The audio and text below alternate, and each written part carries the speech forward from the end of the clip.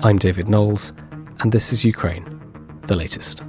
Today, we get an expert assessment of the current state of the land war across Ukraine.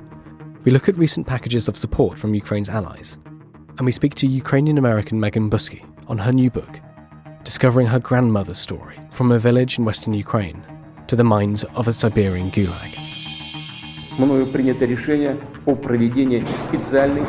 This hideous and barbaric venture of Vladimir Putin must end in failure. Putin's war in Ukraine has destabilized energy markets the world over. Nobody's going to break us. We're strong. We're Ukrainians. Every weekday afternoon, we sit down with leading journalists from the Telegraph's London newsroom and our teams reporting on the ground to bring you the latest news and analysis on the war in Ukraine. It's Wednesday, the 15th of February, day 357. And joining me today are Associate Editor Dominic Nicholls, Senior Fellow for Land Warfare at the International Institute for Strategic Studies Ben Barry, and author and researcher Megan Buskey. I started by asking Dom for the latest updates from Ukraine.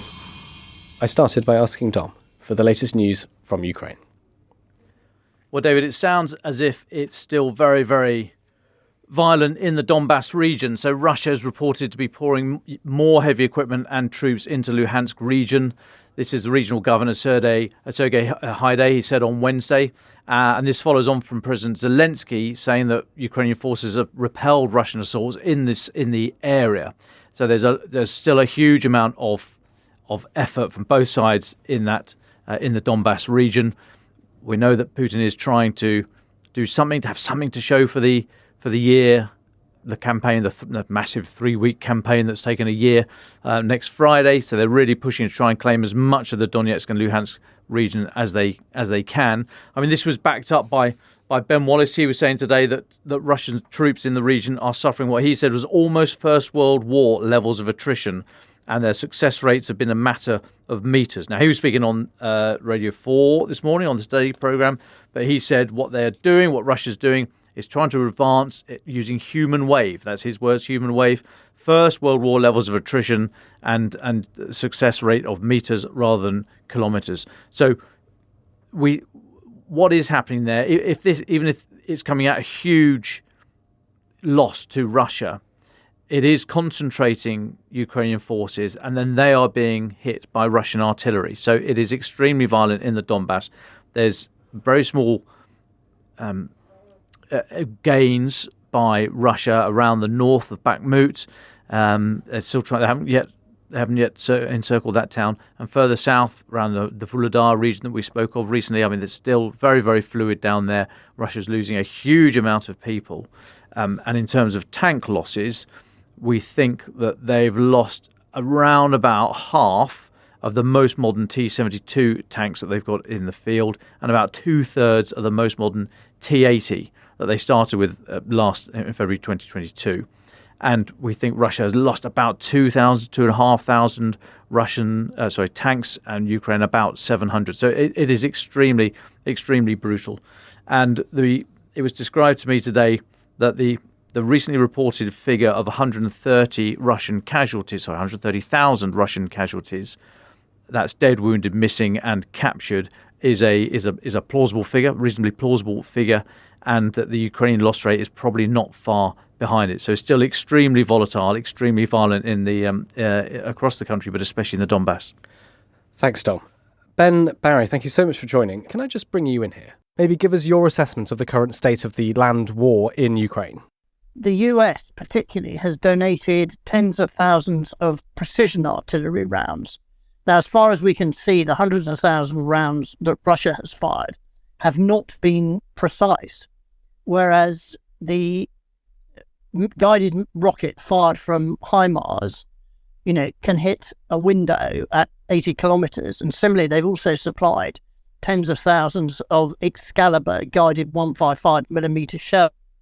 And they've been using those for deep interdiction of Russian forces. So it's not quite a simple one for one. One of those precision artillery munitions can maybe have the same effect as 10 or 20 old-fashioned dumb munitions. Of course, the downside is it takes longer to make them, and they're also much more expensive. Now, if you'd like, I'll talk about where the battlefield's at and then where it might be going. What we've got at the strategic level is largely a stalemate in which very dense front lines across hundreds of kilometres see quite a bit of low-level fighting. The Russian main effort at the moment seems to be in the Donbass, particularly at Bakhmut and the small towns and villages that satellite it. What Russia is doing is sending forward infantry with very limited combined arms support in rather First World War waves, and they're being defeated rather like the British attacking waves on the Somme were in 1916, so heavy casualties. But what Ukraine's also what Russia's seeking to do is to pin Ukrainian forces in place so that they can attack them with artillery and inflict casualties like that. And I anticipate that over the next few weeks that will continue, although the battlefield may develop as spring comes along. Ben, if I could jump in here, and welcome. Great to have you with us. Sorry for the tech problems. I understand you've a short amount of time, so I'll race through it. When we spoke this morning, you said this war is characterised by it's absolutely brought to the fore the importance of the moral component of fighting power. Now, what do you mean by the moral component of fighting power, and how has it impacted this war? Well, advancing into enemy fire or across an enemy minefield isn't something that comes naturally to most people. It requires enormous reserves of bravery. It requires a high standard of individual morale. And also, to do it successfully, it requires a very high level of teamwork where people cooperate flawlessly and the whole becomes more than the sum of the parts. Throughout the conflict, Ukraine has shown a much higher level of this than the Russians. The electrifying leadership of President Zelensky helped, but the Ukrainian forces were well seasoned by their 6 years of conflict in the Donbass, and they'd learned how to find adaptive, effective military leaders from the bottom up. So the standard of Ukrainian military leadership has been much higher. So early in the war, for example, brave Ukrainian light infantry operating from towns and woods were able to use their anti-tank weapons to bring to a halt the ponderous Russian columns that blundered around in a rather dinosaur-like fashion.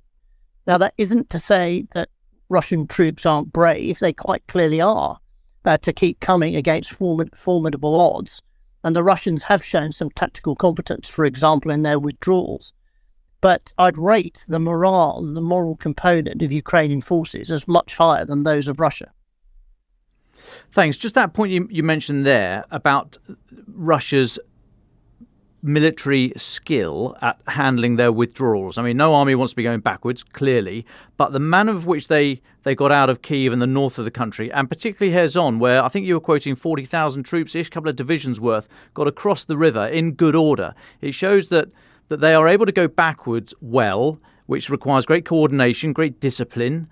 It involves, it can be fraught with danger if you have an army bearing down on you as you're trying to withdraw. But does that mean that Russia is better at those type of operations that are very scripted, if you like, and everyone has to do what they're told when they're told to do it, more than the initiative that is required in the offensive? And does that augur well for Ukraine for the fight to come? Dominic, I wouldn't argue with your analysis. You and I both did plenty of withdrawal exercises where we're at Santos in the first half of our careers. And they're very liable to go wrong, particularly when the enemy interferes.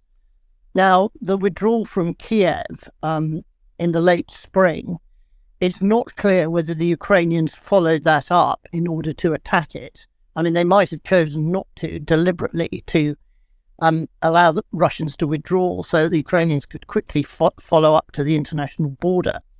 But the Kherson campaign is a very interesting campaign, because Russia was both doing deep attacks, particularly with HIMARS, but it was also pressing forward with ground forces against quite considerable Russian defences in terrain that was quite difficult. for them to attack because it was so open.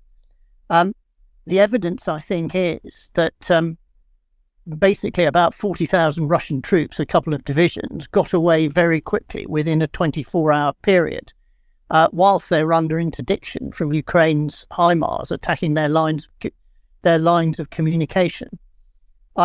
It may well be that this is a Russian strength. I mean, traditionally, the Russian military were very, very good at planning, and certainly they've kept sort of General Staff Military Academy and all their various staff colleges at which this is taught.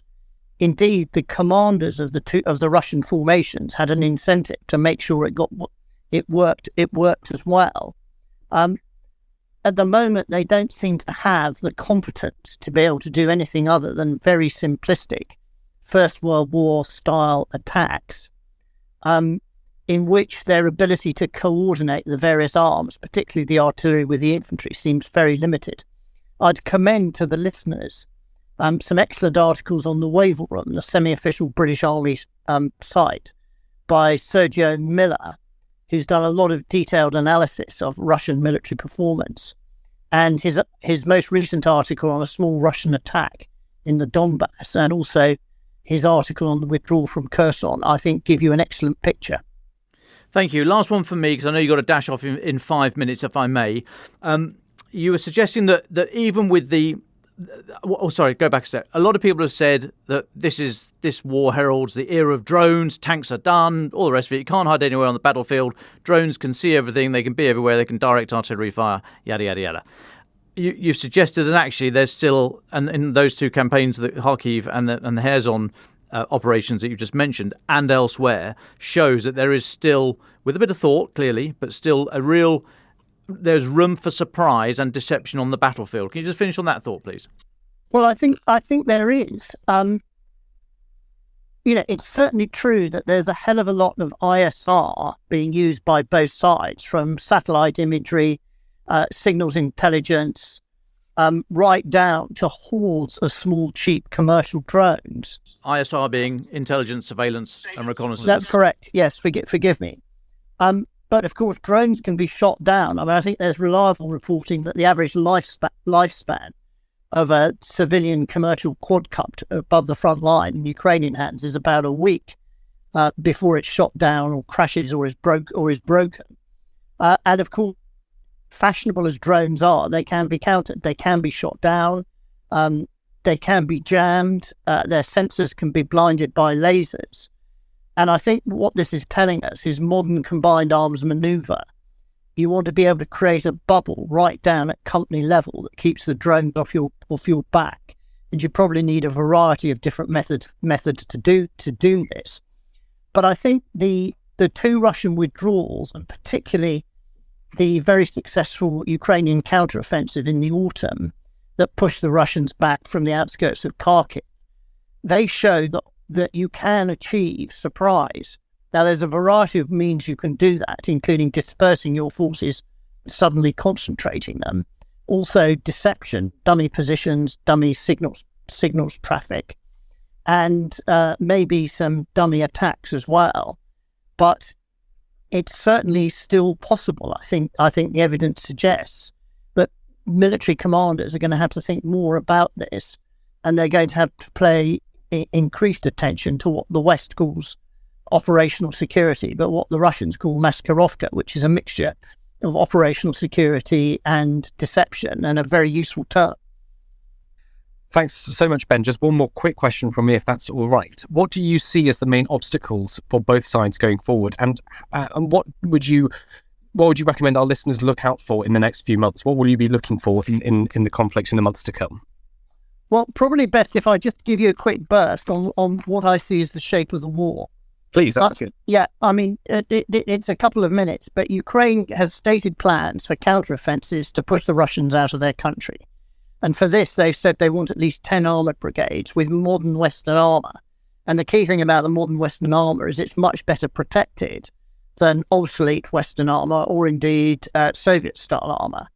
So that's why they've requested 1,000 modern armoured fighting vehicles, 300 tanks and the remainder infantry fighting vehicles. Now, we're monitoring the declarations by Ukraine's allies, and as at this morning, we reckoned that what was declared that could reach Ukraine by the summer was about 25% of this. What does Moscow seek to do? Well, Putin has not changed his objectives of regime change in Ukraine, and he seems to be playing it long in terms of wanting to outlast Ukraine and its allies, and is willing to accept heavy losses in doing so. He's also stated a medium-term objective of achieving full control of the Donbass and of the Zaporizhzhia and Kherson oblasts. Now, it's not clear to me that as things currently stand, the Russian army can concentrate enough capable and competent formations to achieve this.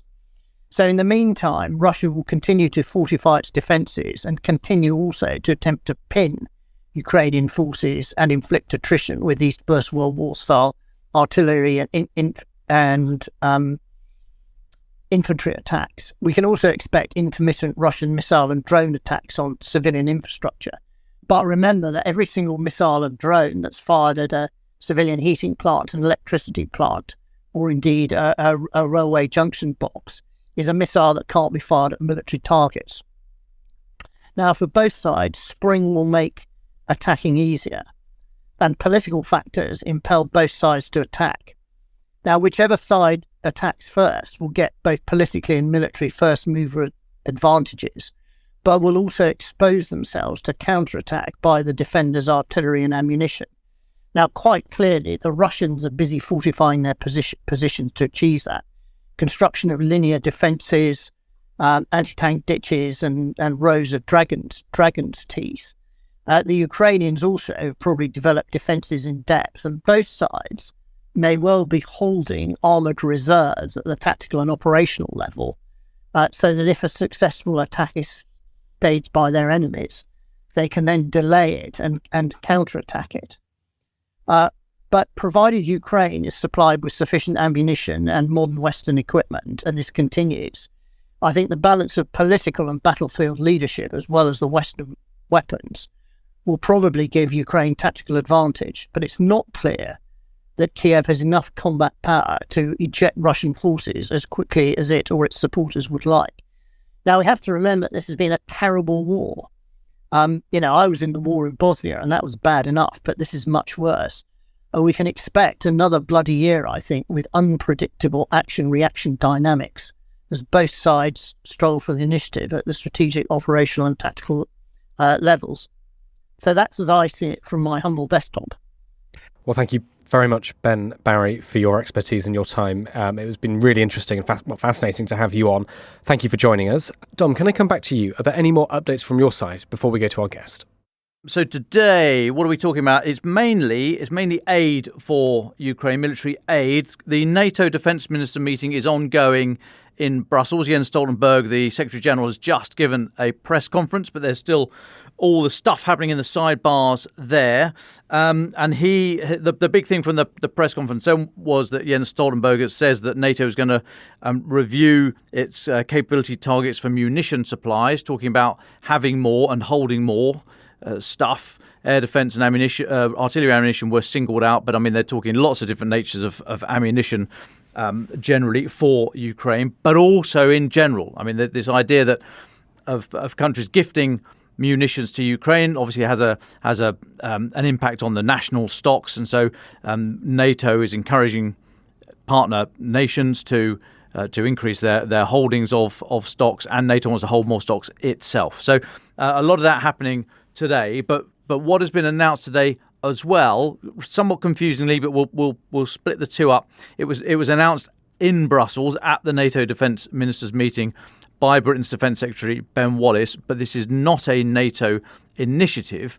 Ben Wallace announced that Ukraine's going to receive millions of pounds of capability, or millions of dollars worth of capability from the International Fund for Ukraine. So you remember the Ramstein initiative. This is US Secretary of Defense Lloyd Austin's initiative, the 54-nation Ramstein group that gift equipment to Ukraine. Well, in parallel with that, you've got a sort of, it was set up by Ben Wallace and the Netherlands, this international fund for Ukraine. Now, this is just cash, basically. This is cash to go out onto the open market to buy stuff or to gift to nations to increase their own domestic industrial capacity, specifically for Ukraine. So that fund, the International Fund for Ukraine, an announcement today, 18 nations has pledged a couple $100 million worth of tank spares, drones, electronic warfare, air defence, artillery ammunition, so on and so forth. So this package has been pledged by the UK, Netherlands, Norway, Sweden and Denmark. That's the first lump. Although there is about $600 million in the fund at the moment. But this is the first big announcement of that. So that is going to happen. That is separate to, but obviously done in concert with what's happening at NATO. I think that's encouraging. I mean, we've been talking about this for some time about what's going to happen where. I think the Czech Republic offered to restart dormant capability, industrial capacity for producing artillery ammunition. So that's what this fund is for. And it comes on the back of, so yesterday, Lloyd Austin, that's the US Secretary of Defense, he has suggested that the Ramstein group, his initiative, the 54 grouping member state group, is going to continue to support Ukraine in the long run. He said yesterday that the Ramstein group, or formerly known the Ukraine Defence Contact Group, will, quote, support Ukraine's fight for freedom over the long haul. And he was asked in context of the Russian offensive, which I think has started. We can have a discussion about that. I think the much vaunted offensive is underway.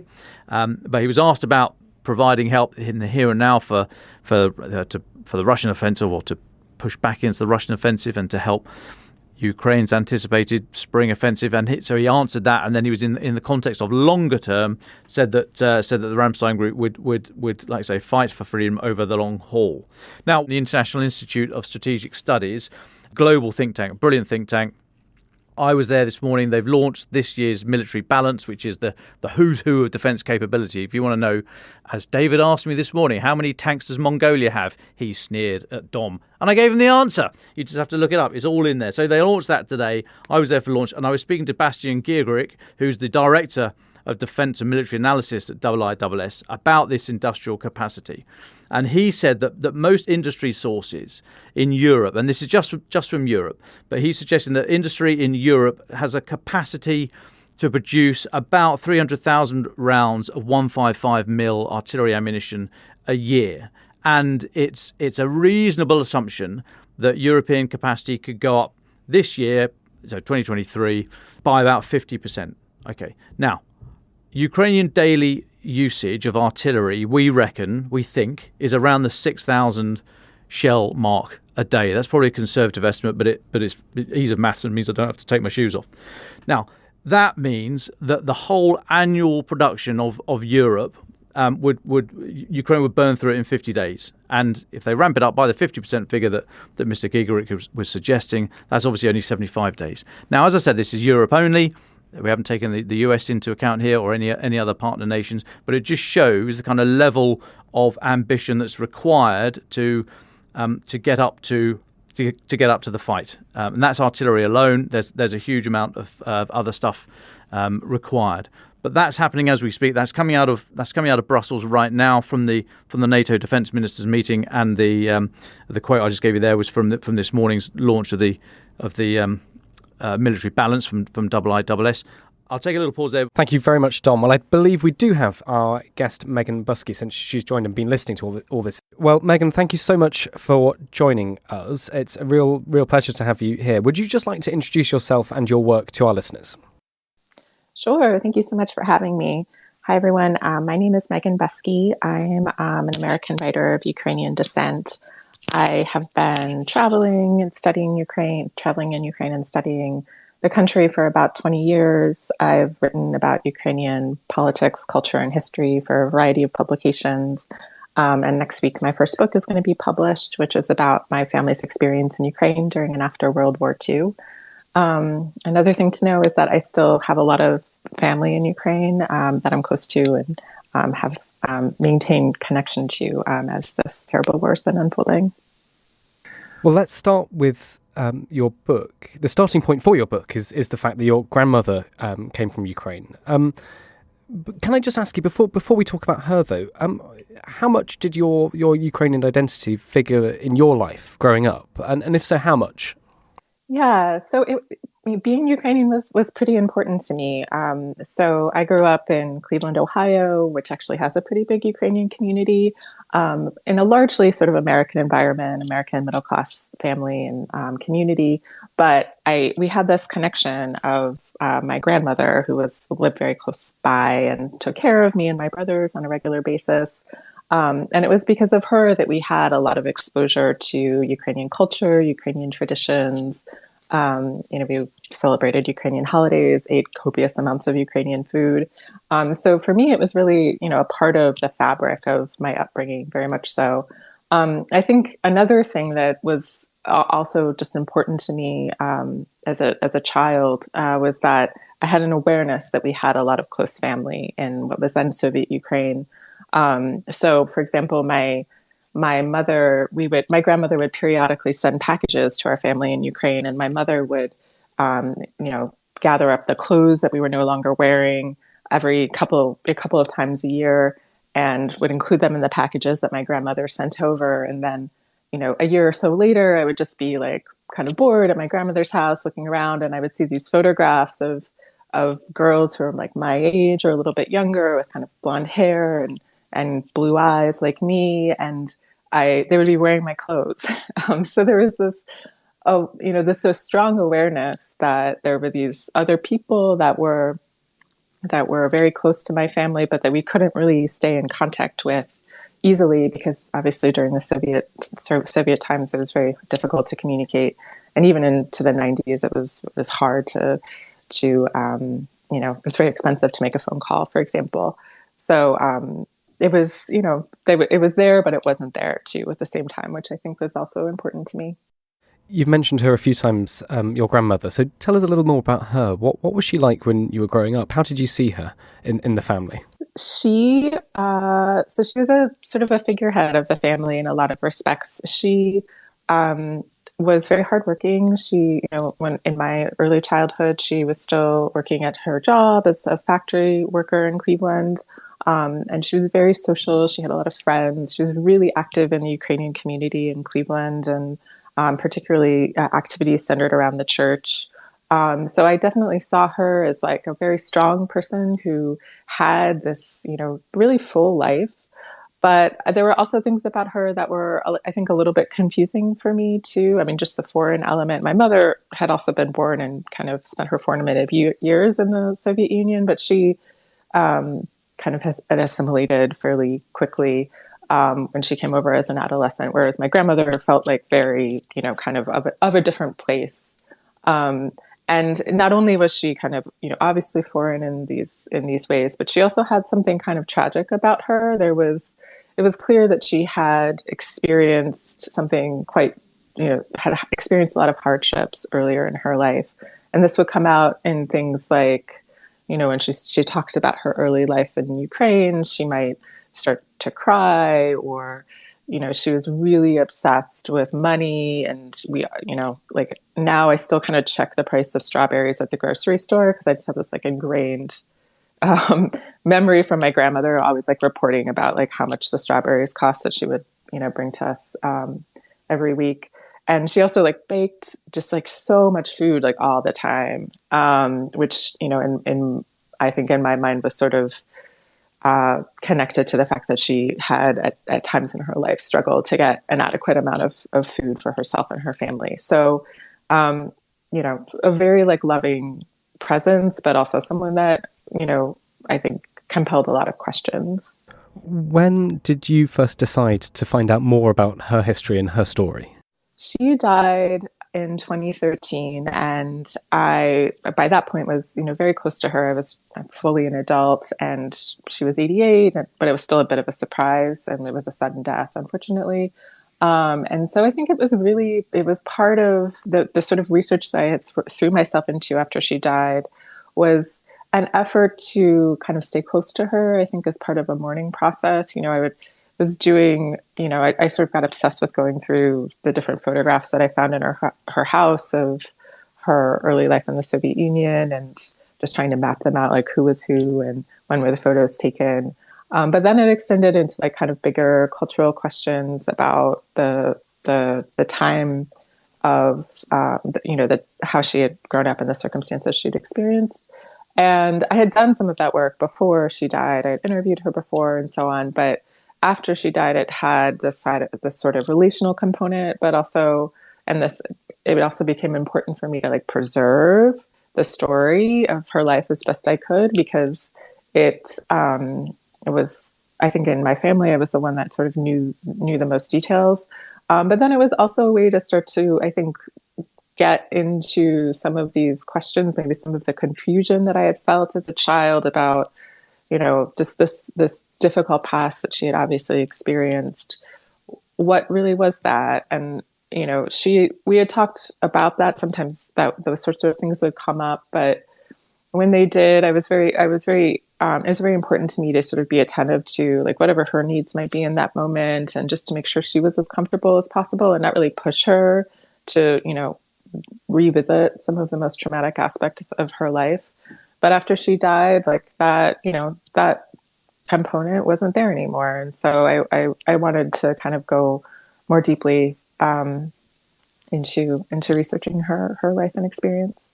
So you went back to Ukraine to find out more about her story and your family's story. Where did you go? Who did you speak to? And what did you find out about her early life? My grandmother was from the Lviv area, Lvivska Oblast. And so I spent most of my research time there. I'd already lived and spent, considerable amount of time in Ukraine before I had really started this project in earnest. But I would say I spent some time in Lviv, just going through the archives. There were a lot of archives that became much more accessible in the 2010s pertaining to family history, so KGB case files, for example.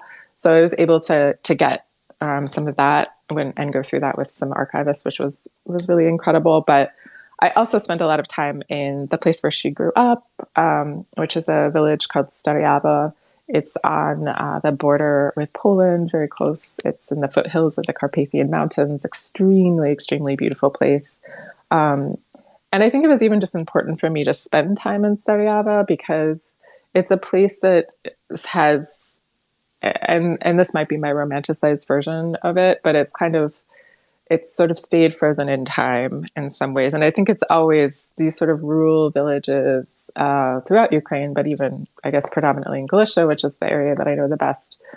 You can go there and it's very easy to imagine what life was like there 70 years ago, 100 years ago, even 150 years ago, just because of how close people still are to the land and to to agricultural processes.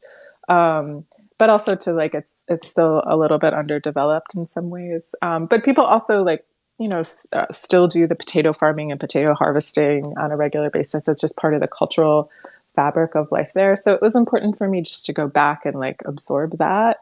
But also I spoke, of course, to a number of people in the village, predominantly family members who, knew my grandmother, or I guess they all knew my grandmother, but or were just, older people in the village who could tell me what life was like, prior to World War II and during World War II. Well, let's talk about that. I mean, we've talked about the history of Ukraine in the 20th century quite a lot on this podcast. The Second World War, the Stalinist terror, the Holodomor as well. Can you place your grandmother in these events? What were her experiences? What did you find out? So she didn't experience the Holodomor because that only took place in Soviet Ukraine, and this part of Ukraine was under Poland prior to World War II. So thankfully they were exempt from that horrible experience. But during World War II, this region was occupied repeatedly. So it was invaded by the Soviet Union, then taken over by the Nazis, then taken over by the Soviets again. And it had terrible consequences for residents of that region in every single possible way that you can imagine. And of course, most notably, I would say, for the genocide of the Jews, but there was widespread killings of other ethnic groups as well. In terms of where my grandmother sort of fits within, what her life was like, during that time. So she was born in 1925. She was 14 years old when the war started, and she was kind of just old enough to be really, have terrible life experiences because of the war. I think maybe if you were 5-10 years younger, you would have been spared a little bit more. But, at 14, you're kind of an adult by village standards. You're finished with school, you're just largely working, probably likely going to be married within, a few years. And that was true of my grandmother. And I would say, the biggest consequence for her was that her husband, who she married fairly early in the war, was arrested. He was an ethnic Ukrainian, but he was arrested by the Nazis for petty theft. He probably stole a hat or something. And he was sent to Auschwitz, and then he died at Mauthausen. So by the time she was 17, she was both a mother and a widow, because they had had a child before his arrest. And, she actually never really spoke about him. And so it's hard to understand what that time must have been like for her. But I go into it in depth, and his relationship and the book, or their relationship in the book. But that was certainly like the most obvious consequence of the war. But then she was also, as I mentioned, there were occupying forces going back and forth, and a lot of blood was shed. And she was involved in helping to, transport bodies of people who had been killed. Her peers to make sure that they could be buried by their families. Her brother was a member of the Organization of Ukrainian Nationalists, which was kind of like a far-right nationalist movement that was really popular in that part of Galicia. And so she, like a lot of villagers, also kind of contributed in terms of, keeping watch and sort of, if there was, a Soviet person coming, like a Soviet officer coming, they would try to, ferry message to whoever was hiding that was happening. And then in terms of Stalinist repressions, that also factored very largely into her story, which was that after the war, in an effort to kind of rid the Western Ukraine in particular of people who supported Ukrainian independence, the Soviets orchestrated a mass deportation of families of people who had fought in UPA. So in 1947, my grandmother, my grandfather, my grandmother had remarried by that point. And then her mother and her younger brother were all deported to Siberia for just being family members of someone who had fought on behalf of the nationalist movement. This Siberian deportation, this exile, how long did she spend there? And did you have any sense of that growing up? Or was it a shock for you to discover this? And what did you find out about her life there? She was in Siberia for almost 20 years. I think it was 19 years. And she spoke actually a lot about Siberia. She worked in coal mines, and sort of that was the only job that was available. It was, I think, especially when they arrived in 1947, an extremely difficult. The conditions were really bad. Food was not provided on a regular basis. So people had a lot of concerns about just being able to survive. They endured, this sort of terrible, lengthy deportation of, spending 2 weeks in an unfurnished cattle car in order to get there. And it was, their movements were monitored, so they couldn't leave the settlement or their barracks. It sort of depended on what time period you're talking about. So those early years were really difficult. But after Stalin died, the Soviets began the process of gradually dismantling the Gulag and the exile settlements, and they eventually had their exile sentence canceled in the early 1960s, which was when they were initially deported, they were told that they would never be able to go back to Ukraine, but that was reversed. And my grandmother was able to leave for the United States later in the 60s. But she talked a lot about about working in the mines. And I remember, she told me that she learned Russian by studying the newsprint that would be wrapped around the bread that they gave to people that worked in the mines. I remember her telling me about how after every shift they would go to the banya and scrub the soot off of their bodies. So it was a very powerful set of experiences she shared. You mentioned that after this time in the gulags, she was able to leave the Soviet Union and come to the United States, come to in the end where you are. So could you talk to us a little bit about that? How did she manage to do that, and what was her experience as a Ukrainian coming to the US in the 60s? The critical thing about my grandmother's story was that her father was in the United States prior to the outbreak of World War II. So he had come from Staryava to actually Cleveland in 1929. This was an indication of just how desperate things were in Staryava at that time. He wanted to sort of earn some money for his family so that they could buy fields and hopefully build a house. He just intended to come for a year or two, which was pretty common among, kind of Ukrainian farmers from Galicia, that they would come to the United States for just a year or two and then go back. But he ended up coming right when the Great Depression started. And so things were much more complicated than he expected. And he ended up staying. And he was still in the United States when World War II broke out. So he had for a while sort of no ability to know what happened to his family during the war. And it took him a fairly long time to figure out that they had been eventually deported to Siberia.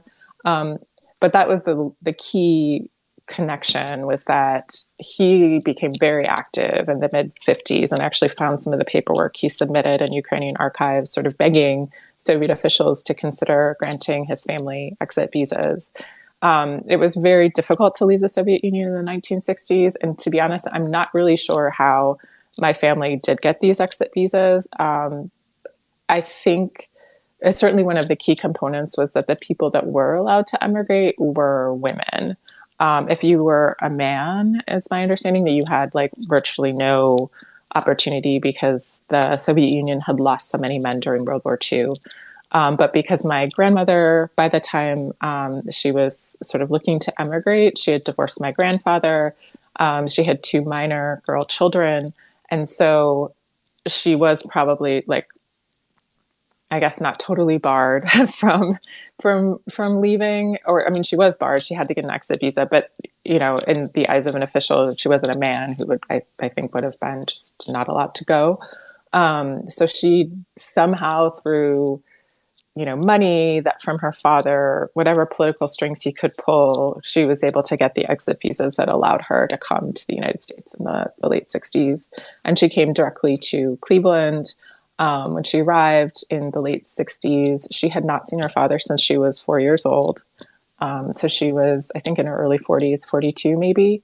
And it's just an incredibly moving thing to think about, of what it must have been like for both of them to be reunited.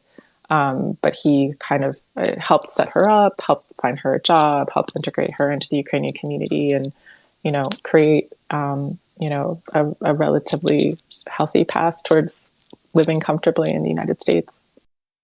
Thank you very much for that, Megan. There was sort of 2 broad reasons I thought we wanted to do this interview. One was to try and hear a bit about the story of somebody who lived through some of the events we've been describing. And, usually when we've been talking about these with historians and experts and so on, it's from that sort of history book perspective of this is what happens, this is what the sources say. But I think what we wanted to do, why we wanted to talk to you, was because your own family was the source, and to hear the experiences there. The second reason was also, we're aware, of course, of the Ukrainian-American community, Ukrainian-Canadian community, lots of people who listen who have Ukrainian ancestry, we know, especially in the United States. So I thought it'd be interesting to hear the story of somebody from that community as well. And I wanted to ask on that, after your research here and after writing this book and looking at the full-scale invasion in 2022, have your opinions and feelings about it changed? How has this research changed how you view the current conflict? I will say that the research has allowed me to feel the parallels between my family's experience earlier in the 20th century with the experience now, like very keenly. And I think that's an element of the Ukrainian experience of this war in general, is that it is something that is very familiar because it's already happened in the lives of people who are still living, or people in the in the memories that have been passed down. And I went to Poland in the spring, and I heard, I spoke to a number of refugees from Ukraine, and I heard over and over again this feeling of disbelief, in the sense of like, I can't believe I'm fleeing just in the way that my grandmother told me that she had to flee when she was my age, and just this how confusing and weird that is. And I think that's a part of the experience of this war for Ukrainians and for Ukrainians in the diaspora. In terms of my experience, I mean, I think some of the parallels are just really powerful. I mean, I remember just as the war was starting last year, and just watching kind of with like disbelief and fear and a sense of helplessness. I was like, this is what my great grandfather must have felt like when he saw the outbreak of World War II happening. When he was here in the United States and he was separated from his family and he couldn't do anything, and he was just like kind of out of his mind with worry and grief. And I had it stopped being like a story to me, and it became my own experience, and I was kind of able to connect with him more, I think, because of unfortunately this terrible war. So I think there's a number of other parallels, unfortunately, with what's happening now and what happened during World War II or during the 20th century. And I think that's certainly been because my research has allowed me to feel those things more keenly. Well, thank you very much, Megan. Dom, I believe you have one question for Megan. Is that right? Yeah, at least one. Thanks, David. Megan, hi. Thanks so much for joining us today. Your book is titled Ukraine is Not Dead Yet, A Family Story of Exile and Return. Why did you include the word yet in the title? And who would you say your book is primarily aimed at? So the title is taken from the first line of the Ukrainian national anthem. So Ukraine is not dead yet it's sort of translated in English a couple of different ways, but I like that translation. It's sort of the most poetic for me. And I wanted to title the book. I used that title for a couple of reasons. The most obvious read on the title has a sort of poignancy that I didn't expect when I chose it, which is that unfortunately Ukraine is right now engaged in a fight for its independence and sovereignty. So that's a very direct read of the title. But when I chose it in part because I wanted to reflect the way in which Ukraine stayed alive for my grandmother in complicated ways, despite leaving the Soviet Union. I think in part her love for the country, but also the trauma she experienced there. And then also I wanted it to kind of reflect my own experience of going back to Ukraine and keeping these family stories alive, keeping my connection to my Ukrainian family strong. And so I think all of those meanings could be read in the title. In terms of who the book is geared toward, I think now has a lot of utility for people who want to understand Ukraine in a more personal way, particularly this sort of arc of history and how we kind of got to this point now. I mean, there's a lot of talk about, and Ukrainians are very sensitive about pointing out that, this war did not start a year ago. It started, in 2014 when Russia seized Crimea. And I think that's a very important point. But it's also true that Ukraine has been fighting for its independence and engaged in this sort of existential struggle for a much longer period of time than that. It goes back to Ukrainian independence, which occurred 31 years ago, and even further back, I think, into the 19th century, which the book does discuss. So I think it's a helpful way for people to absorb that through the lens of a personal family's experience. Thanks. I did not know that about the national anthem. I will have to go and have a look. Thank you for that. Just finally, so as you say, the war started 2014 with in the east and Crimea and the Little Green Men and all that kind of stuff. But there was a huge effort up to that point. And I think, if I remember correctly, you say you lost your grandmother in 2013, so before the Little Green Men appeared. But had she picked up anything at her? And was her antenna twitching? Had she picked up the disinformation that was happening and the low level subversion that was going on through the country at the time? The effort that Russia had already started to roll out ahead of coming over the border in 2014. Any looking back now, can you see anything that she was suggesting or hinting or talking about at the time that suggests that she was onto something? No, I don't think so.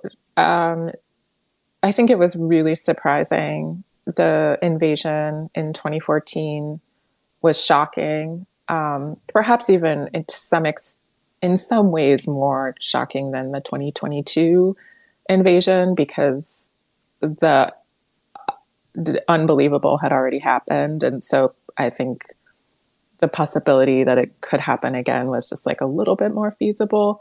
But, so, at that point, she died in 2013. So there wasn't, I think at that point there was just sort of she was very engaged in Ukrainian politics and read and kept up on them extensively. I think her interest was just in sort of the Yanukovych years, the corruption and sort of widespread dysfunction that he presided over, to put it kindly.